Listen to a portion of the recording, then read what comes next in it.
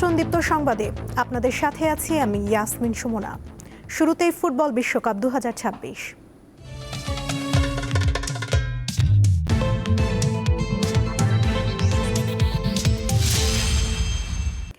বিশ্বকাপ উন্মাদনায় মেতেছে বাংলাদেশের ফুটবল প্রেমীরাও। মিশরকে হারিয়ে আর্জেন্টিনার দুর্দান্ত জয়ে রাতভর আনন্দ উচ্ছ্বাস করেছেন তারা।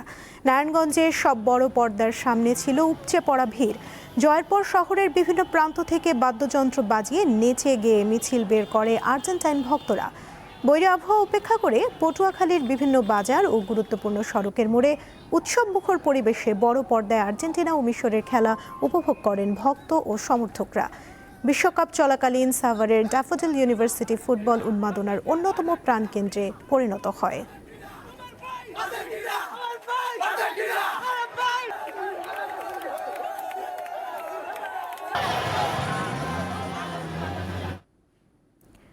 টানা ভারী বর্ষণ ও বন্যা পরিস্থিতির মারাত্মক অবনতি হওয়ায় চট্টগ্রাম মাধ্যমিক ও উচ্চ মাধ্যমিক শিক্ষা বোর্ডের অধীনে আজকের এইচএসসি ও সমমানের পরীক্ষা স্থগিত করা হয়েছে।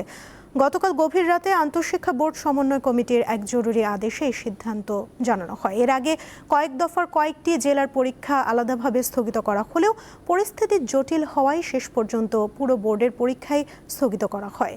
তবে চট্টগ্রাম বোর্ড ছাড়া দেশের অন্য সব শিক্ষা বোর্ডের পরীক্ষা যথাসময়ে অনুষ্ঠিত হচ্ছে। স্থগিত হওয়া পরীক্ষার নতুন সময়সূচি পরে জানিয়ে দেওয়া হবে।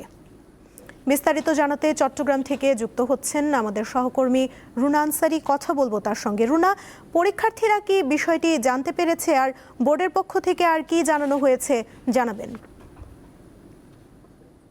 সুমনা, পরীক্ষার্থীরা গতকাল রাত ঠিক 10:30 যেহেতু সময় কিন্তু চট্টগ্রাম শিক্ষা বোর্ড থেকে একটি বিজ্ঞপ্তি তারা জারি করেন এবং সেই বিজ্ঞপ্তি বিভিন্ন গণমাধ্যমে তারা পৌঁছে দেওয়ার পরে গণমাধ্যমের মাধ্যমে কিন্তু পরীক্ষার্থীরা তারা জেনেছে তাদের আজকের পরীক্ষা স্থগিত করা হয়েছে। এর আগে কিন্তু অনেক পরীক্ষার্থী তারা বিভিন্ন গণমাধ্যম থেকে খবর নেওয়ার চেষ্টা করেছিল পরীক্ষা স্থগিত করা হচ্ছে কিনা, কিন্তু রাত 10টার আগে কিন্তু কোনো ধরনের তারা শিক্ষা বোর্ড থেকে জানানো যায়নি পরীক্ষা স্থগিত করা হচ্ছে কিনা। শেষ পর্যন্ত রাত 10:30টার পরে তারা জেনেছে তাদের পরীক্ষা স্থগিত হয়েছে এবং পরীক্ষার্থীরা আসলে কিছুটা তারা ভেঙে পড়ছে যেহেতু তাদের প্রিপারেশন ছিল।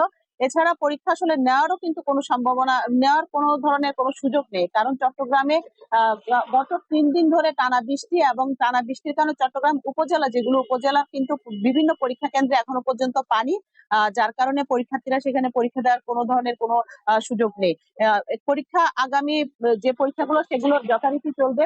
শিক্ষা বোর্ড থেকে এমনটাই জানিয়েছে, যেহেতু আবহাওয়া অধিদপ্তর থেকে বলা হয়েছে চট্টগ্রাম এবং তার সংলগ্ন যে এলাকা সেখানে এই ধরনের বৃষ্টি হয়তো আরো টানা 2-3 দিন হতে পারে, যার কারণে পরবর্তী পরীক্ষাগুলো সেগুলো কিভাবে নেওয়া হবে সেটি পরবর্তী তারা সিদ্ধান্ত জানাবেন, এমনটা জানিয়েছেন শিক্ষা বোর্ড থেকে। এবারে চট্টগ্রাম শিক্ষা বোর্ডে প্রায় 99,688 জন পরীক্ষার্থী পরীক্ষা দিচ্ছেন 114টি কেন্দ্রে। 114টি কেন্দ্রের মধ্যে প্রায় 80 থেকে 85টি কেন্দ্রের মধ্যে কিন্তু কেন্দ্রভিত্তিক যে এলাকা সেখানে কিন্তু পানি হয়েছে, যার কারণে পরীক্ষার্থীরা পরীক্ষা দিতে না পারবে না এবং তা চিন্তা করে কিন্তু পরীক্ষা বাতিল করা হয়েছে। এ পর্যন্ত কিন্তু এখনো চট্টগ্রামের অন্যান্য যে পরীক্ষা সে পরীক্ষাগুলো কিন্তু স্থগিত করা হয়েছে। শিক্ষা বোর্ডের যে অন্যান্য কলেজের পরীক্ষা, স্কুলের পরীক্ষা, স্কুল ক্লাস সবকিছু কিন্তু স্থগিত করা হয়েছে। তো সব মিলিয়ে আজকে যে পরীক্ষা সেটা হবে না, আগামী যে পরীক্ষাগুলো রয়েছে এসএসসি সেই পরীক্ষাগুলো যথারীতি সময়ে এখন পর্যন্ত শিডিউল রয়েছে সেগুলো অনুষ্ঠিত হবে। পরবর্তী যদি বৈরী আবহাওয়া আরো বাড়তে থাকে বা পরিস্থিতি আরো খারাপ হতে থাকে তাহলে সেগুলোর ব্যাপারে সিদ্ধান্ত জানাবে, এমনটাই আমাদেরকে জানিয়েছে।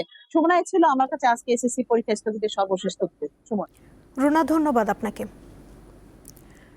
বান্দরবানে টানা ভারী বর্ষণ ও পাহাড়ি ঢলে দেখা দিয়েছে বন্যা। সাঙ্গু ও মাতামুহুরী নদীর পানি বৃদ্ধি পাওয়ায় প্লাবিত হয়েছে নিম্নাঞ্চল। এতে পানিবন্দী হয়ে পড়েছে হাজারো মানুষ। বিস্তারিত জানাতে যোগ দিচ্ছেন সহকর্মী কমই অং মার্মা। কমই, এই মুহূর্তে পরিস্থিতি কেমন দেখছেন, বিস্তারিত জানাবেন? ধন্যবাদ সুমনা। কয়েকদিন ধরে টানা বর্ষণের ফলে বান্দরবানের সাঙ্গু নদী এবং মাতামুহুরী নদীতে পানি বেড়েছে। এর ফলে যে নিম্নাঞ্চল রয়েছে নিম্নাঞ্চলে যে সমস্ত ঘরবাড়ি রয়েছে ঘরবাড়ি প্লাবিত হয়েছে। এখানে আপনাকে একটা বিষয় বলে রাখি যে কয়েকদিন থেকে আমাদেরকে জেলা প্রশাসনের পক্ষ থেকে বলা হয়েছিল যে নিম্নাঞ্চলের মানুষ যদি পানিতে প্লাবিত হয় সে সমস্ত মানুষরা যাতে আশ্রয় নিতে পারে, এই জন্য জেলায় 220টি আশ্রয় কেন্দ্র খোলা হয়েছে। এবং আমি সকাল থেকে আর্মিপাড়া, ওয়াবদার ব্রিজ, মেম্বারপাড়া সহ বেশ কয়েকটি এলাকা ঘুরে দেখেছি। ওই সমস্ত এলাকায় যে সমস্ত নিম্নাঞ্চল রয়েছে প্রায় কয়েক শতাধিক ঘরবাড়ি ডুবে গেছে এবং যে হাজারো মানুষ পানি বন্ধ হয়ে পড়েছে। এর ফলে তারা যে প্রশাসনের পক্ষ থেকে যে আশ্রয় কেন্দ্র খোলা হয়েছে ওই আশ্রয় কেন্দ্রগুলোতে তারা আশ্রয় নিয়েছেন এবং যে প্রশাসনের পক্ষ থেকে শুকনো খাবার সহ যে বিশুদ্ধ পানি সরবরাহ করা হচ্ছে। এই মুহূর্তে পানির অবস্থা এখন অপরিবর্তিত রয়েছে। পরবর্তীতে যদি পানির বাড়ে বা কমে তাহলে আমি পরবর্তী সংবাদে আপনাদেরকে জানাবো। সুমনা, গত বছর ডেঙ্গুর ভয়াবহতায় আলোচনায় উঠে আসে দেশের উপকূলীয় জেলা বরগুনা। আক্রান্ত হন 10,000-এর বেশি মানুষ, আর প্রাণ হারান 58 জন। এবার বর্ষা মৌসুম শুরুর সঙ্গে আবারও বাড়ছে ডেঙ্গুর সংখ্যা।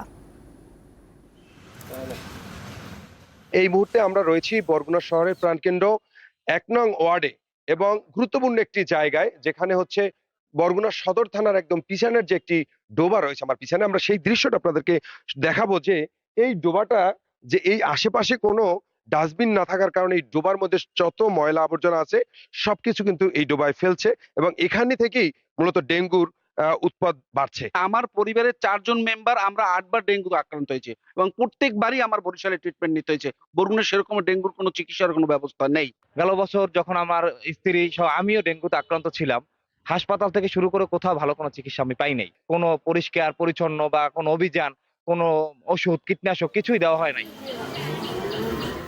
কোনো ব্লিচিং পাউডারের তারা ব্যবস্থা করে না এবং কোনো কর্তৃপক্ষের কোনো একাল উদাসীন। কিসের বিনিময়ে চাকরি আমরা জানি না, কিন্তু আমরা কোনো পৌর নাগরিকের সুযোগ সুবিধা ভোগ করতে পারি না। যে হারে ডেঙ্গু বাড়তেছে কিন্তু প্রশাসক কোনো পদক্ষেপ আসলে নিচ্ছে না। বরগুনা 250 শয্যা জেনারেল হাসপাতাল এবং এই হাসপাতালই গত বছর ডেঙ্গুতে আক্রান্ত হয়ে 58 জনের মৃত্যু হয়েছে, যেটা সরকারিভাবে আমাদেরকে জানিয়েছেন। এবং বেসরকারিভাবে বরগুনা জেলায় অসংখ্য মানুষ ডেঙ্গু জ্বরে আক্রান্ত হয়েছে এবং মৃত্যু হয়েছে অসংখ্য মানুষের, যার কারণে এই জেলাকে হটস্পট বলে ঘোষণা করেছেন। আমরা এই হাসপাতালে আসছি। বর্তমানে এই হাসপাতালে চিকিৎসাধীন রয়েছেন প্রায় 25 জন ডেঙ্গু জ্বরে। তো আমাদের ডেঙ্গুর যে টিপিক্যাল সিজন জুলাই থেকে সেপ্টেম্বর অক্টোবর, সেটা এখনো সামনে বাকি। ফলে আমাদের এখন থেকে সচেতনতা জরুরি। সচেতন না হলে আমরা আবার আগের মতো একটা পরিস্থিতির মুখোমুখি হতে পারি। জুন পেরিয়ে জুলাই আসলো, বরগুনা পৌর কর্তৃপক্ষ থেকে মশা নিধনে নেওয়া হয়নি কোনো ব্যবস্থা। বারবার তাদের সাথে যোগাযোগ করলে তাদের সাথে কথা বলা যায়নি। গত বছর বর্ষা মৌসুমে হটস্পট ঘোষণা হয় বরগুনায়। এবছরও কি তাহলে হটস্পটের আওতায় থাকবেন বরগুনা? এমনটাই জনমনে প্রশ্ন। শাহালি, দীপ্ত সংবাদ, বরগুনা। যে কোনো উৎসবে নওগাঁর পর্যটন ও বিনোদন কেন্দ্রগুলোতে থাকে পর্যটক ও দর্শনার্থীদের উপচে পড়া ভিড়।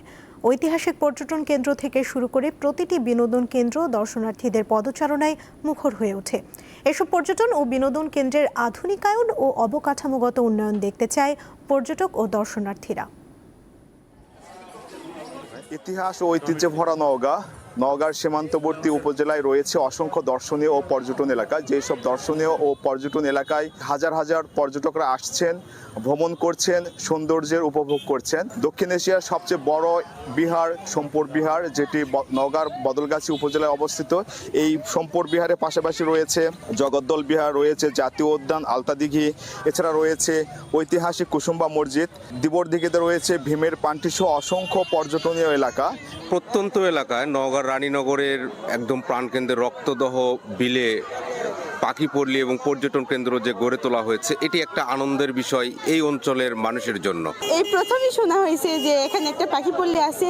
ছবি তোলার অনেক জায়গায় আছে, এখানে অনেক সুন্দর জায়গা। ঝুলন্ত ব্রিজ দেখে অনেক ভালোই লাগলো, কারণ এই প্রথম এইদিকে কোনো ব্রিজ দেখলাম, অনেক সুন্দর লাগছে। ইতিপূর্বে এরকম কোনো জায়গা ছিল না যেখানে ফ্যামিলি নিয়ে গিয়ে ভালো উপভোগ করার মতো। এটা যারা করছে কর্তৃপক্ষকে ধন্যবাদ জানাই। আগামীতে আমাদের বেশ কিছু পরিকল্পনা আছে, যেমন আমরা এখানে একটি মুক্ত মঞ্চ তৈরি করব, যেখানে বিভিন্ন ধরনের সাংস্কৃতিক অনুষ্ঠান অনুষ্ঠিত হবে এবং এখানে এই রক্তদহ বিলের যে ইতিহাস, সেই ইতিহাসটিও গ্রথিত থাকবে, রাখবো আমরা। সেই সব দর্শনীয় ও পর্যটন এলাকাগুলোকে আগামীতে আরও আধুনিকায়ন করা হবে, পর্যটক বান্ধব করা হবে, এমনটি দাবি জানিয়েছেন এইসব পর্যটন এলাকায় আসা পর্যটক ও স্থানীয় বাসিন্দারা। মোহাম্মদ আব্দুর রউফ, দীপ্ত সংবাদ, নওগাঁ। এই ছিল এখনকার মতো। পরবর্তী সংবাদ বেলা 12টায় দেখার আমন্ত্রণ রইল। এছাড়া আরও তথ্য পেতে যুক্ত থাকুন দীপ্ত ডিজিটাল প্ল্যাটফর্মের সাথে। ধন্যবাদ সবাইকে।